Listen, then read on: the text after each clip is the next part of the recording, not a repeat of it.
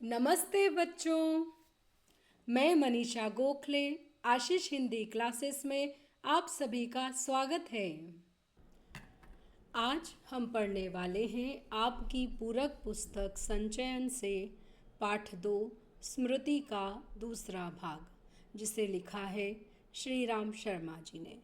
तो चलिए शुरू करते हैं। इस भाग में आए कठिन शब्दों के अर्थ मैं हिंदी और इंग्लिश में यहाँ पर दे रही हूँ, ताकि आप जब भी इस पाठ को पढ़ें तो उसे समझने में आपको आसानी हो।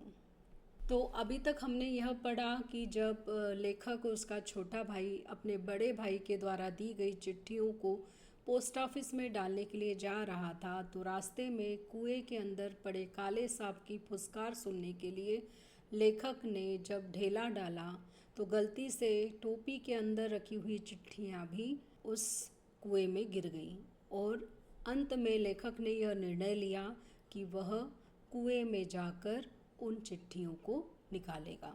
तो चलिए देखते हैं कि वह इस मिशन में कामयाब होता है या नहीं। कुएं के धरातल से जब 4-5 गज रहा हूँगा, तब ध्यान से नीचे को देखा। अक्ल चकरा गई। सांप फन फैलाए धरातल से एक हाथ ऊपर उठा हुआ लहरा रहा था। पूंछ और पूंछ के समीप का भाग पृथ्वी पर था। आधा अग्रभाग ऊपर उठा हुआ मेरी प्रतीक्षा कर रहा था। तो राइटर यहाँ पर बता रहा है कि जब वो कुएं की सरफेस पर पहुँचने वाला था, बस 4-5 गज की दूरी पर था, तब उसने ध्यान से नीचे देखा तो उसे समझ में नहीं आ रहा था कि अब क्या करूं, क्योंकि जो सांप था वो पूरा अपना फन फैलाए हुए राइटर का इंतज़ार कर रहा था कि कब मेरा शत्रु आए और मैं उसे डसूं। तो सांप की जो पूंछ थी और थोड़ा सा नीचे का भाग ही धरती पर था, बाकी पूरा ऊपर का भाग हवा में लहरा रहा था और वो जैसे लेखक की ही प्रतीक्षा या इंतज़ार कर रहा था। नीचे डंडा बंधा था। मेरे उतरने की गति से जो इधर उधर हिलता था, उसी के कारण शायद मुझे उतरते देख सांप घातक चोट के आसन पर बैठा था।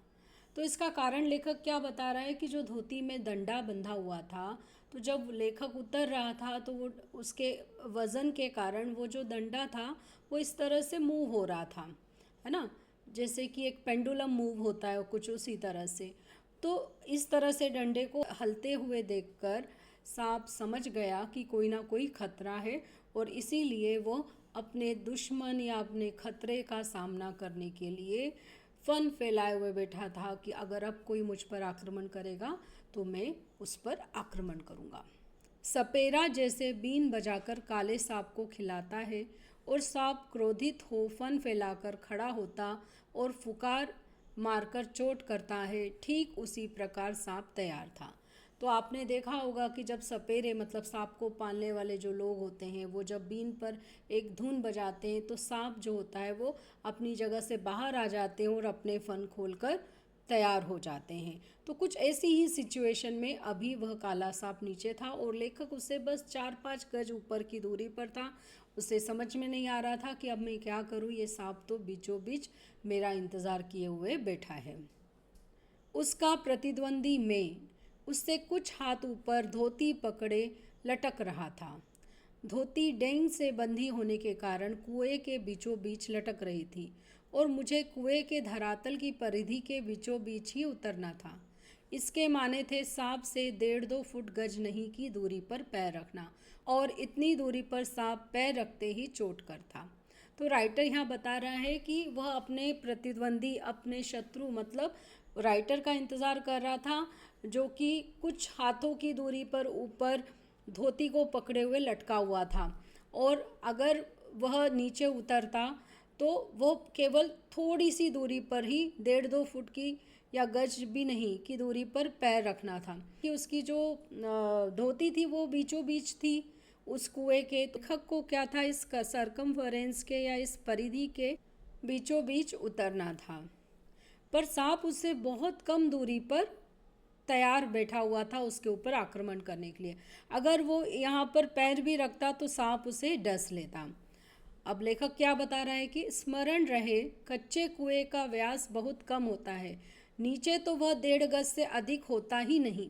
तो राइटर बता रहा है कि जो कच्चे कुएं रहते हैं उसका व्यास, व्यास मतलब डायमीटर, बहुत कम होता है, और नीचे मतलब गहराई में तो 1.5 गज से ज़्यादा होता ही नहीं है। अब ऐसे में अगर वो यहाँ पर बिल्कुल बीच में उतरे तो सांप और उसके बीच की दूरी बहुत ही कम थी। इतनी कम दूरी में ना तो वो सांप को मार सकता है और ना ही वो सांप से बच सकता था।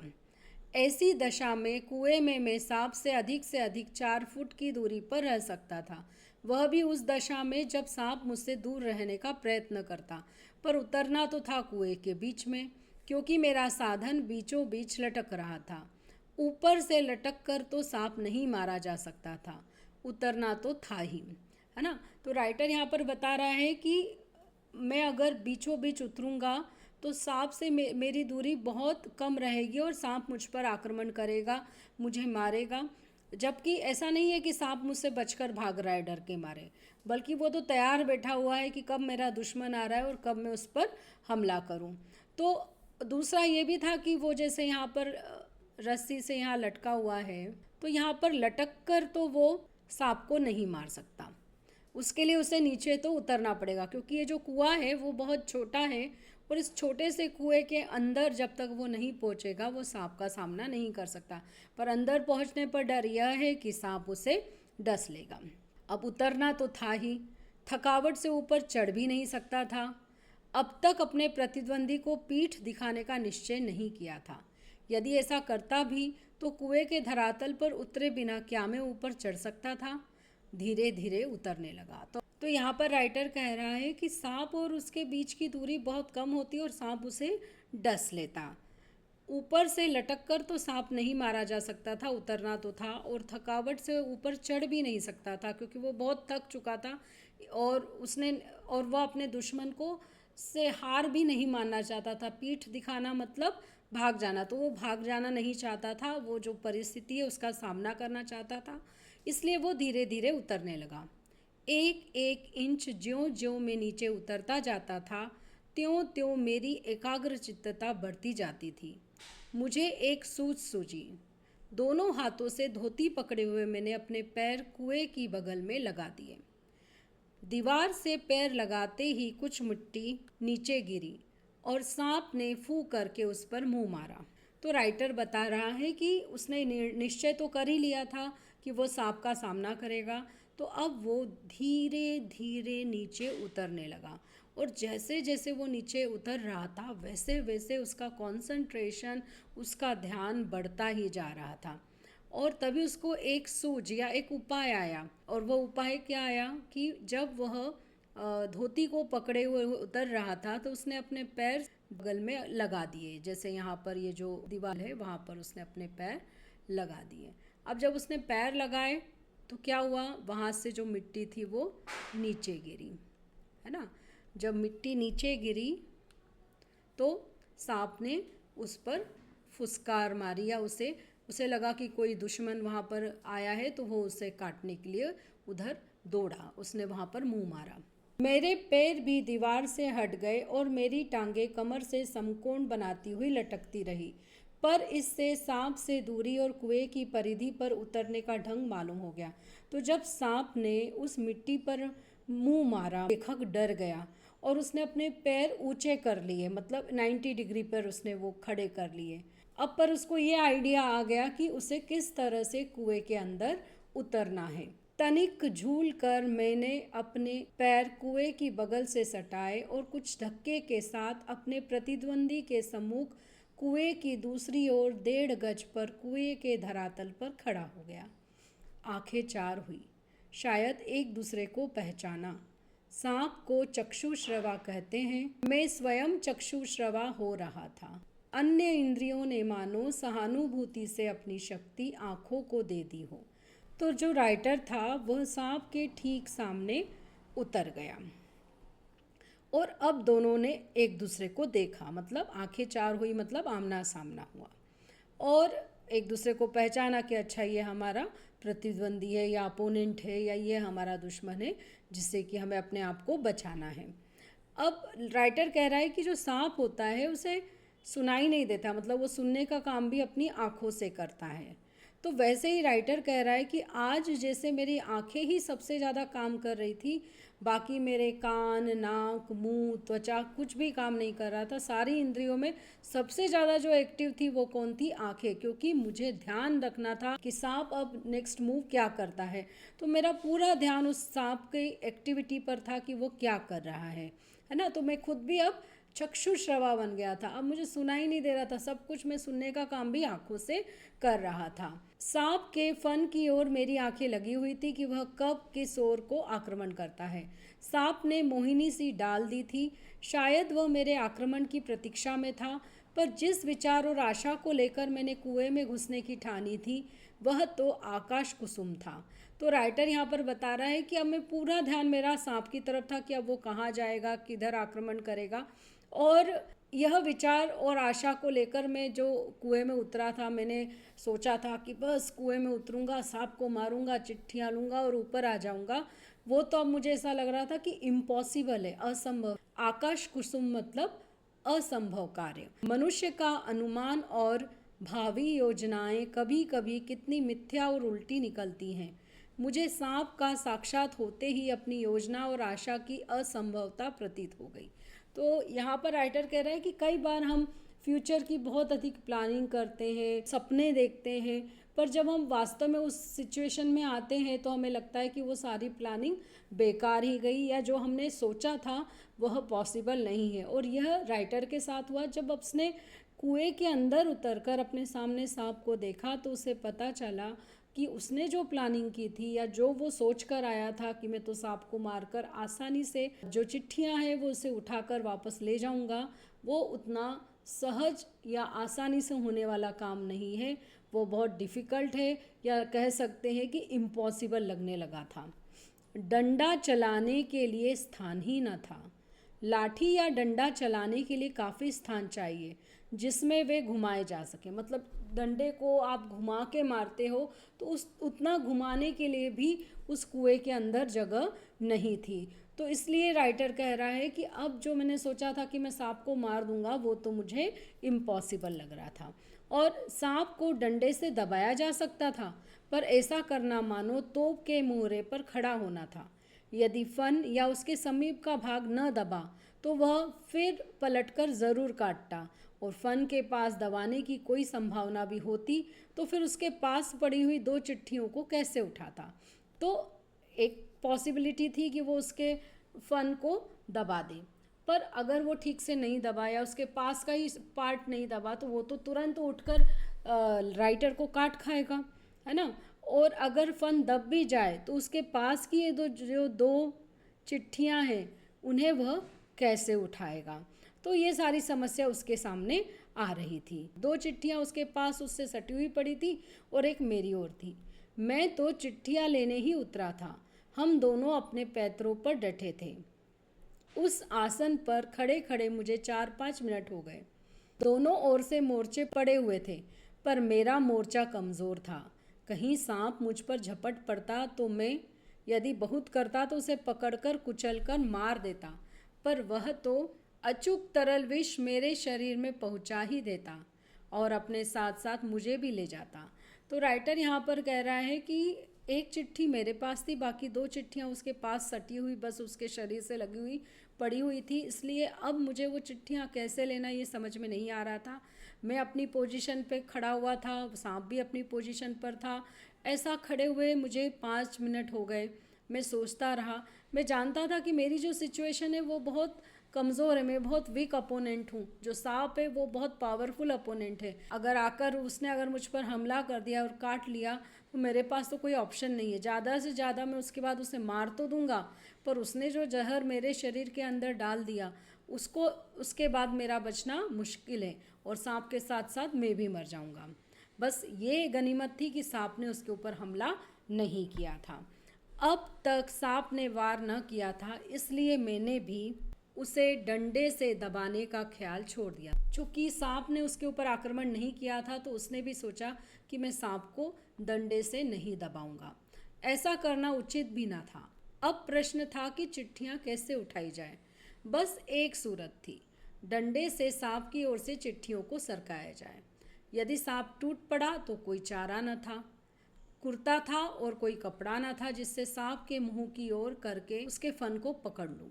मारना या बिल्कुल छेड़खानी न करना, ये दो मार्ग थे। सो पहला मेरी शक्ति के बाहर था, बाध्य होकर दूसरे मार्ग का अवलंबन करना पड़ा। तो राइटर कह रहा है कि अब वो जो प्लान था, उसने सोचा कि मैं डंडे से उसके मुंह को दबा दूंगा, वो तो उसने छोड़ दिया, ये सही भी नहीं रहता। अब क्वेश्चन ये था कि फिर चिट्ठियाँ कैसे उठाई जाए। बस एक सूरत थी, एक तरीका था कि डंडे से खसका कर सांप के पास से चिट्ठियों को अपनी तरफ खींचा जाए। लेकिन अगर उस कंडीशन में आपने उस पर आक्रमण कर दिया, टूट पड़ा मतलब आक्रमण कर दिया, तो कोई चारा, कोई उपाय भी उसके पास नहीं था। उसके पास बस कुर्ता था, नीचे की धोती तो उसने रस्सी बांधने में यूज़ कर ली थी, तो बस वो यह कर सकता था कि अपने कुर्ते से वह सांप के फन को बांधने की कोशिश करे। पर मारना और बिल्कुल उसको तंग न करना, ये दो ऑप्शन ही उसके पास थे। उसमें से पहला ऑप्शन मारना तो उसके लिए पॉसिबल ही नहीं था, वहाँ जगह कम थी, और अगर ठीक से उसने अगर उसके मुंह को भी नहीं दबाया तो सांप का उसे काटने का डर भी उसे लग रहा था। अब दूसरा ऑप्शन था उसे बिल्कुल भी तंग ना करना, छेड़खानी ना करना। तो उसने सोच लिया कि अब मुझे दूसरे ही तरीके का सहारा लेना पड़ेगा। डंडे को लेकर ज्यों ही मैंने सांप की दाईं ओर पड़ी चिट्ठी की ओर उसे बढ़ाया कि सांप का फन पीछे की ओर हुआ। धीरे धीरे डंडा चिट्ठी की ओर बढ़ा और ज्यों ही चिट्ठी के पास पहुंचा कि फूंकार के साथ काली बिजली तड़पी और डंडे पर गिरी। हृदय में कंप हुआ और हाथों ने आज्ञा न मानी, डंडा छूट पड़ा। तो जैसे ही वो राइटर अपने डंडे से सांप के राइट साइड में जो चिट्ठी थी उसे लेने के लिए उसने डंडे को आगे बढ़ाया, तो सांप ने अपना फन पीछे किया और फिर एकदम उसने डंडे पर अपना विष छोड़ा, फुकार मारी उसने। तो जो लेखक था उस फुकार से वो घबरा गया कि सांप ने आक्रमण कर दिया इसलिए, और उसके हाथों से वो डंडा वहीं छूट गया। उसके बाद में क्या हुआ, मैं तो ना मालूम कितना ऊपर उछल गया, और इस डर में वो अपनी जगह पर ऊपर उछल भी गया। जानबूझकर नहीं, यूं ही बिदक कर, मतलब वांटेडली नहीं वो उछला, वो इतना डर गया था कि डर के मारे वो उछल गया। उछलकर जो खड़ा हुआ तो देखा डंडे के सिर पर 3-4 स्थानों पर पीव सा कुछ लगा हुआ है, वो विष था। तो जब वो वापस अपने प्लेस पर स्टैंड हुआ, खड़ा हुआ, तो उसने देखा कि जो डंडे का आगे वाला साइड है, जो सांप की तरफ था या जो चिट्ठियों को निकालने की तरफ था, वहाँ पर 3-4 जगह पस जैसा कुछ दिख रहा था, पर एक्चुअल में वो क्या था, वो सांप का जहर था। सांप ने मानो अपनी शक्ति का सर्टिफिकेट सामने रख दिया था, पर मैं तो उसकी योग्यता का पहले से ही कायल था, उस सर्टिफिकेट की ज़रूरत ना थी। सांप ने लगातार फूं फूं करके डंडे पर 3-4 चोटें की। वह डंडा पहली बार इस भांति अपमानित हुआ था, या शायद वह सांप का उपहास कर रहा था। तो राइटर यहाँ पर बता रहा है कि जो सांप था उसने अपनी ताकत का सर्टिफिकेट यहाँ दिया था उस डंडे पर 3 जगह डस कर, या उस डंडे के 3 जगह पर चोट कर कर, जहाँ पर कि उसने अपना विष छोड़ा था। अब ये जो सर्टिफिकेट है, राइटर कह रहा है मैं तो पहले से ही मानता हूँ कि सांप बहुत ताकतवर है, क्योंकि वो बहुत जहरीला है। मुझे तो उसकी सर्टिफिकेट की ज़रूरत ही नहीं है, क्योंकि मैं ऑलरेडी इस बात को एक्सेप्ट करता हूँ। पर उसने यह कहा कि ऐसा पहली बार हुआ है कि जब मेरे डंडे की ऐसी इंसल्ट हुई है, या फिर ये भी कह सकते हैं कि डंडे ने सांप का मजाक उड़ाया है, क्योंकि सांप ने ऐसे व्यक्ति पर अपना विष छोड़ा है या ऐसे व्यक्ति को काटा है जिसके ऊपर उसके काटने का कोई असर नहीं होगा। डंडे ने इस तरह से सांप का मजाक उड़ाया है। उधर ऊपर फू फू और मेरे उछलने और फिर वही धमाके से खड़े होने से छोटे भाई ने समझा कि मेरा कार्य समाप्त हो गया और बंधुत्व का नाता फू फू और धमाके में टूट गया। उसने ख्याल किया कि सांप के काटने से मैं गिर गया। मेरे कष्ट और विरह के ख्याल से उसके कोमल हृदय को धक्का लगा। भ्रातृ स्नेह के ताने बाने को चोट लगी, उसकी चीख निकल गई। तो राइटर कह रहा है कि यहाँ जब सांप ने ऐसी फुसकार मारी जोरदार, और मैं उछला और मैं धाम करके नीचे खड़ा हुआ, तो ऊपर जो छोटा भाई जो धोती पकड़ के खड़ा हुआ था, उसको क्या लगा कि भैया का तो अंत हो गया। उस धमाके से उसे ऐसा लगा कि सांप ने भैया को काटा, और काटने से जो भैया है वो ज़मीन पर गिर गए वहाँ पर कुएं के अंदर। अब भैया को कितनी तकलीफ़ हो रही होगी उस जहर से, और अब भैया वापस आएंगे ही नहीं। ये जो विचार है उससे उसका जो छोटा सा मन था वो बहुत दुखी हो गया, और अपने भाई से दूर होने के दुख में वो ज़ोर ज़ोर से चिल्लाने लगा और रोने लगा। छोटे भाई की आशंका बेजा न थी, पर उस फू और धमाके से मेरा साहस कुछ बढ़ गया। दोबारा फिर उसी प्रकार लिफाफे को उठाने की चेष्टा की। अब की बार सांप ने बार भी किया और डंडे से चिपट गया। डंडा हाथ से छूटा तो नहीं, पर झिझक, सहम अथवा आतंक से अपनी ओर को खींच गया, और गुंजल मारता हुआ सांप का पिछला भाग मेरे हाथों से छू गया। तो राइटर ये कह रहा है कि छोटे भाई ने जो डाउट किया था वो रॉन्ग भी नहीं था, गलत भी नहीं था, बेकार भी नहीं था, क्योंकि जिस तरह से फुसकार सांप ने किया था और जो धमाका हुआ था, मैं उछलकर इतना ऊंचा उछलकर नीचे आया था, तो उसके कारण मेरा जो साहस था, मेरी जो हिम्मत थी वो बढ़ गई थी। मैंने सोचा मैं फिर से इसी तरह ट्राई करूँगा और उस लिफाफे को अपनी तरफ खींचूंगा। तो अब की बार फिर से सांप ने वार किया और वो डंडे से चिपक भी गया, लेकिन इस बार लेखक डरा नहीं, उसके हाथ से डंडा छूटा नहीं, और जो हेजिटेशन था, जो डर था, और वो भी अपने आप ही दूर हो गया, और उसने उस डंडे को अपनी ओर खींच लिया। और जो सांप था वो ऐसे गांठ मारते हुए उसको इस तरह से लहरा रहा था उसको पकड़ने के लिए, तो उसकी जो पूंछ थी वो लेखक के हाथ में पड़ी। तो वो इतनी ठंडी थी, डंडे को मैंने एक और पटक दिया, क्योंकि अब डंडे के साथ सांप था तो उसने डंडे को पटक दिया। यदि कहीं उसका दूसरा वार पहले होता तो उछलकर मैं सांप पर गिरता और ना बचता, लेकिन जब जीवन होता है तब हजारों ढंग बचने के निकल आते हैं। वह देवी कृपा थी। डंडे के मेरी ओर खींच आने से मेरे और सांप के आसन बदल गए। मैंने तुरंत ही लिफाफे और पोस्ट कार्ड चुन लिए, चिट्ठियों को धोती के छोर में बांध लिया, और छोटे भाई ने उन्हें ऊपर खींच लिया। तो अगर उसका दूसरा वार होता तो शायद राइटर उछलता और सांप पर ही आकर गिरता और फिर बचता नहीं। लेकिन कभी कभी ईश्वर की कृपा हो जाती है, जब हमें लाइफ गॉड ने दी हुई होती है तो हज़ारों तरीके निकल आते हैं बच के निकल जाने के। तो डंडे को मेरी ओर खिंचाने से राइटर के और सांप के जो पोजीशन है उसमें डिफरेंस हो गया। राइटर ने जल्दी से सारे लिफाफे और पोस्ट कार्ड उठाए और उन्हें धोती में बांधकर भाई से उन्हें ऊपर खींचने के लिए कहा। अब डंडे को सांप के पास से उठाने में भी बड़ी कठिनाई पड़ी। सांप उससे खुलकर उस पर धरना देकर बैठा था। जीत तो मेरी हो चुकी थी, पर अपना निशान गंवा चुका था। आगे हाथ बढ़ाता तो सांप हाथ पर वार करता, इसलिए कुएं की बगल से एक मुट्ठी मिट्टी लेकर मैंने उसकी दाईं ओर फेंकी कि वह उस पर झपटा, और मैंने दूसरे हाथ से उसकी बाईं ओर से डंडा खींच लिया। पर बात की बात में उसने दूसरी ओर भी वार किया। यदि बीच में डंडा ना होता तो पैर में उसके दांत गड़ गए होते। तो अब सांप के पास डंडा हो गया था और वो उसके ऊपर बड़ी आराम से धरना देकर बैठा हुआ था। अब उससे डंडा किस तरह से लिया जाए ये भी एक डिफ़िकल्ट काम था। हाँ, चिट्ठियाँ मैंने हासिल कर ली थी तो एक तरह से मैं विन तो कर चुका था, पर अभी मेरा जो डंडा था वो सांप के पास में था। तो अगर आगे हाथ बढ़ाता राइटर तो सांप उसके हाथ पर वार कर देता, हमला कर देता और उसको काट खाता।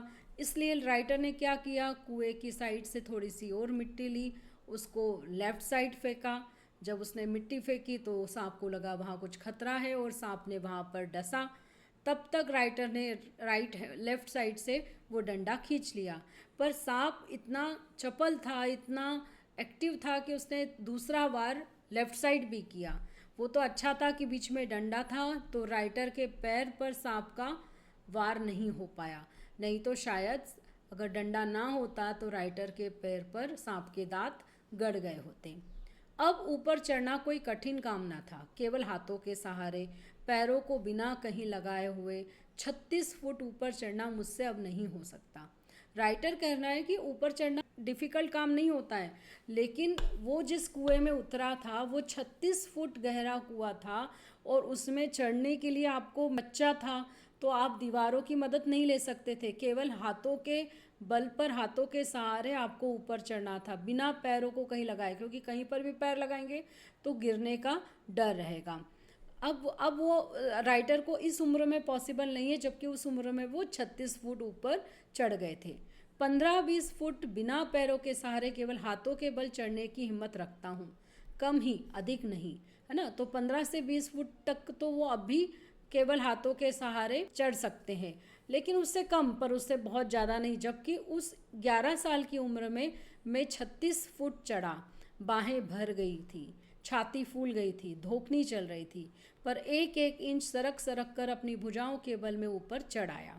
तो वो जब राइटर इतने छोटे थे, केवल 11 साल के थे, उस उम्र में उन्होंने अपनी जान बचाने के लिए उस 36 फुट ऊंचे कुएं को चढ़ा। और इसमें उनके हाथ पूरे दर्द करने लग गए थे, बहुत भारी लगने लग गए थे, और छाती फूल गई थी, मतलब तेज़ सांस चलने लगी थी, और बहुत थकान महसूस हो रही थी। पर बड़ी मुश्किल से वो ऊपर चढ़ आए। यदि हाथ छूट जाते तो क्या होता, इसका अनुमान करना कठिन है। ऊपर आकर बेहाल होकर थोड़ी देर तक पड़ा रहा। देह को झाड़ झूड़ कर धोती कुर्ता पहना। फिर किशनपुर के लड़के को, जिसने ऊपर चढ़ने की चेष्टा को देखा था, ताकीद करके कि वह कुएं वाली घटना किसी से ना कहे, हम लोग आगे बढ़े। तो ऊपर आने के बाद में राइटर कह रहा है कि अगर कहीं मेरा हाथ भी छूट जाता तो मैं तो कुएं में गिर जाता, गिरने से भी मरता और सांप के काटने से भी मरता। पर सम हाउ ही मैनेज्ड, और वो ऊपर आ गया। ऊपर आकर वो बिल्कुल इतना ज़्यादा थक गया था कि वो ऐसा ही ज़मीन पर थोड़ी देर लेटा रहा। फिर अपने शरीर को उसने झटकारा, जो इतनी मिट्टी थी उसको निकाला, और धोती कुर्ता ठीक से पहना। और तभी उसने देखा कि एक किशनपुर का लड़का है, जो दूर से उसने जो कुएं से बाहर निकला, वो सब एक्टिविटी को देखा है। तो उसने उस लड़के को बुलाकर उसको इंस्ट्रक्शन दिया, ताकीद दी कि वह यह कुएं वाली घटना, ये जो कुएं के अंदर घुसने और कुएं से बाहर निकलने वाली जो ये घटना है, ये जो इंसिडेंट है, वो किसी को नहीं बताए। उसको इस तरह से उसने डरा के समझाया, और फिर वो दोनों आगे बढ़े। सन 1915 में मैट्रिकुलेशन पास करने के उपरांत यह घटना मैंने माँ को सुनाई। तो राइटर कह रहा है कि घर जाकर उसने यह बात किसी को भी नहीं बताई। जब 1915 में जब उसने 10th क्लास पास की, उसके बाद एक दिन उसने अपनी माँ को ये सारी कहानी सुनाई। सजल नेत्रों से माँ ने मुझे अपनी गोद में ऐसे बिठा लिया जैसे चिड़िया अपने बच्चों को डेने के नीचे छिपा लेती है। ये सारी घटना सुनकर माँ की तो आंखों में आंसू आ गए, और माँ ने मुझे अपनी गोदी में ऐसे ले लिया जैसे कि कोई चिड़िया अपने बच्चों को अपने पंख के नीचे छिपा लेती है। उसे लगा कि कितना मुश्किल काम मेरे बेटे ने किया, और कैसे किया होगा यह सोचकर ही उसे दुख हो गया। कितने अच्छे थे वे दिन। उस समय राइफल न थी, डंडा था, और डंडे का शिकार, कम से कम उस सांप का शिकार, राइफल के शिकार से कम रोचक और भयानक नहीं था।